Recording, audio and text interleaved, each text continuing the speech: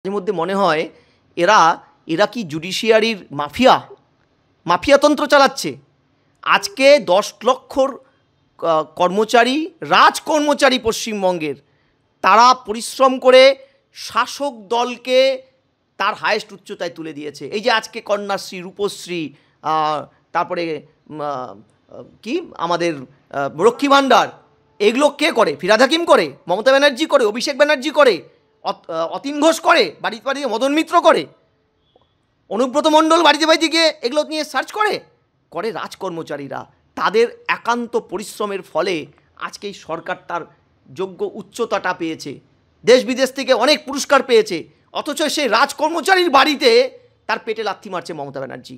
তার আজকে যে ডিএ এআইসিপিআইয়ের নির্দেশ, all India consumer price index, এটা আমারও আইন নয়, সেন্ট্রাল গভর্নমেন্টের আইন নেই। স্বাধীনতার পরে ডিএর ঘোষণা যখন থেকে হলো তখন এআইসিপি মেনেই ডিএটা হয়েছে।